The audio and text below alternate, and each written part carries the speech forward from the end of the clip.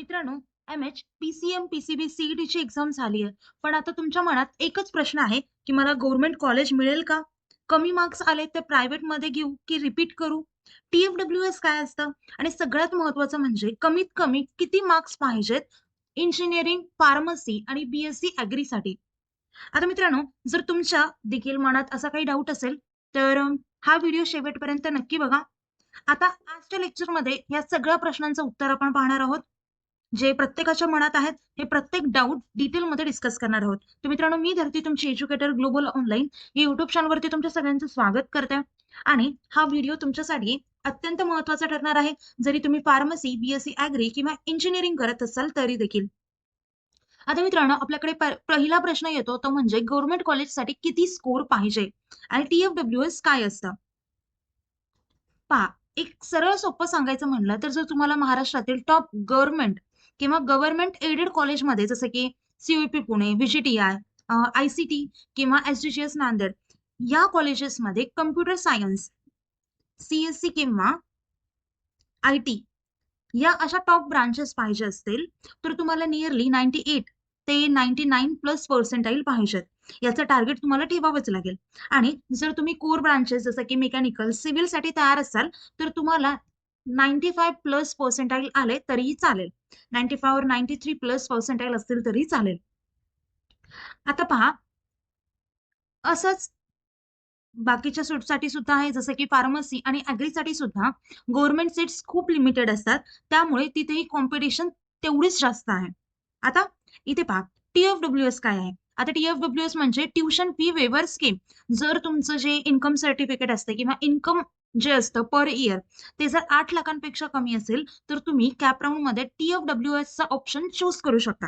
यामध्ये आता तुमची 100% कॉलेजची जी फीस असते, ट्युशन फीस इथे ट्युशन फी म्हणते मी, तर ती तुम्हाला माफ असते. एक्झॅक्टली काय टी-एफ-डब्ल्यू-एस असतं, त्यासोबतच त्याचा एलिजिबिलिटी क्रायटेरिया काय आहे, कसं अप्लाय करायचं, या सगळ्या गोष्टींवरती एक सेपरेट व्हिडिओ बनवलेला आहे. आपल्या चॅनलवरती तो अपलोड केलाय, तो तुम्ही पाहू शकता. आता सगळ्यात मोठा आणि दुसरा प्रश्न, कन्फ्युजिंग प्रश्न म्हणजे मी एम-एच-सी-ई-टी नेक्स्ट इयरसाठी रिपीट दिली पाहिजे का? की प्रायव्हेट कॉलेजमध्ये ॲडमिशन घेऊन टाकलं पाहिजे? हा एक सगळ्यात मोठा प्रश्न असतो.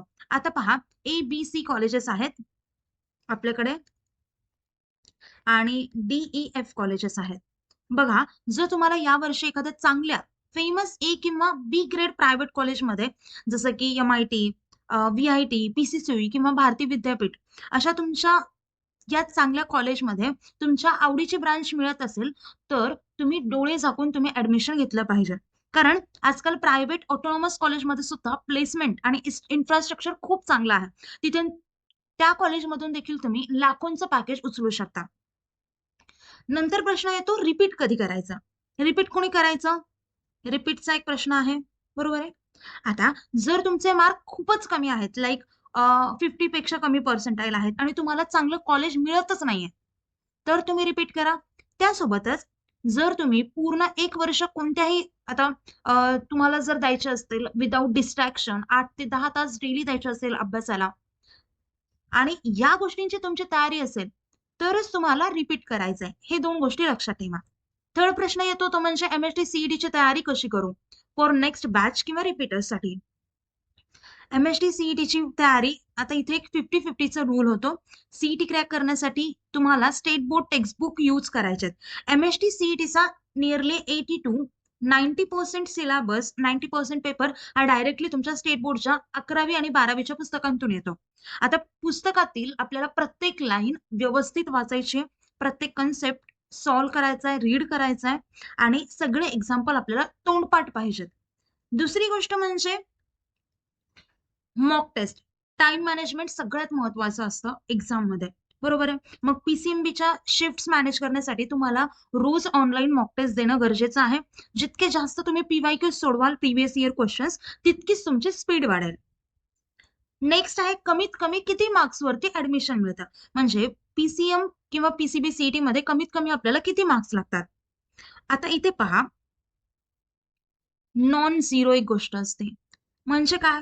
महाराष्ट्रात इंजिनिअरिंग किंवा फार्मसी किंवा ॲग्रीकल्चरच्या कॅप च्या प्रोसेसमध्ये बसण्यासाठी रूल्सनुसार आपल्याला नॉन झिरो पॉझिटिव्ह स्कोर असावा लागतो. नॉन झिरो पॉझिटिव्ह स्कोर कळतंय? याचा अर्थ काय? जर तुम्हाला सीईटी मध्ये 1 किंवा 0.1 मार्क किंवा 0.001 पर्सेंटाईल असेल, जरी असेल तरी तुम्ही रूल्सनुसार कॉलेजमध्ये ऍडमिशन घेऊ शकता. पण इथे एक प्रॅक्टिकल गोष्ट समजून घ्या. ऍडमिशन मिळणं वेगळं आणि चांगल्या कॉलेजमध्ये ऍडमिशन मिळणं वेगळं असतं. आता खूप कमी मार्क्स असतील तर तुम्हाला एकदम खेड्यातल्या कॉलेजमध्ये, जिथे तुम्हाला प्लेसमेंट नाही मिळणार, लो ग्रेड प्रायव्हेट कॉलेज असेल, अशा गोष्टी होतील. आणि त्यामुळे फक्त इलिजिबल होताय म्हणून खुश नका होऊ, तर आपल्याला चांगला स्कोर येणं तितकंच महत्वाचं आहे. ओके. त्यानंतर प्रश्न आहे, आता आपण आपल्याला कॉलेज चूज केलं पाहिजे की ब्रांच? जर चांगल्या कॉलेजमध्ये मेकॅनिकल मिळत असेल आणि नॉर्मल कॉलेजमध्ये सीएस मिळत असेल, तर तुम्ही काय चूज केलं पाहिजे?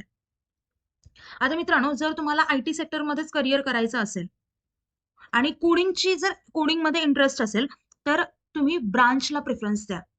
कारण शेवटी डिग्री तुमच्या ब्रांचची असणार आहे. पण आता तुम्ही जर अभ्यासामध्ये फ्लेक्झिबल असाल, लाईक तुमची जर ब्रांच मेकॅनिकल असेल आणि तुम्ही त्याच्यासोबतच कोडिंगचे क्लासेस वगैरे करून कोडिंग पण कव्हर करताय, त्याच्यामध्ये पण मास्टर होताय, तर तो सुद्धा तुमच्याकडे चांगला ऑप्शन आहे. मग त्यावेळेस तुम्हाला कुठली तरी एक कोर ब्रांच चूज करायची, लाईक मेकॅनिकल किंवा सिव्हिल, आणि त्यासोबतच पण हे टॉप कॉलेजमध्ये करायचंय. ओके. आणि त्यासोबतच तुम्हाला कोडिंगची तयारी देखील तेवढीच चांगली करायची. त्याच्यानंतर अजून एक गोष्ट म्हणजे सगळ्यात मोठी चूक करतात विद्यार्थी, की ऑप्शन फॉर्म चुकवतात. अनेक विद्यार्थी पहिल्या रँकवर असून देखील असं कॉलेज आता आपल्याला एक प्रेफरन्स लिस्ट तयार करावी लागते.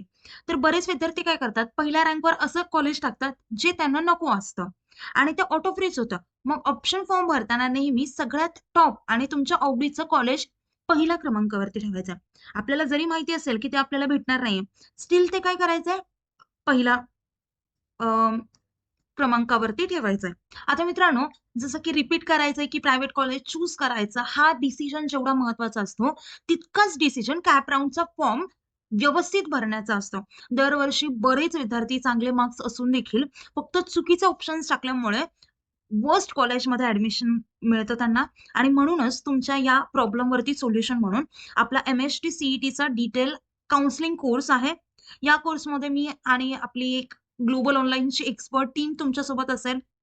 तुम्हाला तुमच्या पर्सेंटाईलनुसार बेस्ट कॉलेजेसची कस्टमाइज ऑप्शन लिस्ट तयार करून देईल आणि प्रत्येक राऊंडसाठी ही कस्टमाइज लिस्ट वेगवेगळी असेल. JTFWS असेल, EBC असेल, कॅटेगरी असतील, वेगवेगळे यामध्ये सवलती असतात. सो त्याच्यासाठी सुद्धा आपण गाईड करणार आहोत आणि कम्प्लीट जो कॅप राऊंडची जी प्रोसेस आहे, ती तुम्हाला पर्सनल कॉल सपोर्ट वरती असणार आहे. सो लवकरात लवकर हा कोर्स जॉईन करा. याचे चार्जेस फक्त ₹999 आहे. हा कोर्स जॉईन करण्यासाठी दिलेल्या नंबरवरती तुम्ही कॉन्टॅक्ट करू शकता. हा व्हिडिओ तुमच्या फ्रेंड्सला, पॅरेंट्सला शेअर करा. तुमच्यासाठी जितका हा व्हिडिओ महत्वाचा आहे, तेवढाच तुमच्या पॅरेंट्ससाठी देखील तितकाच महत्वाचा आहे. आणि अजून कुठले क्वेरीज असतील तर तुम्ही मला कमेंट थ्रू विचारू शकता. आपले लेक्चर इथेच एंड करूया. Thank you. Have a nice day. Bye.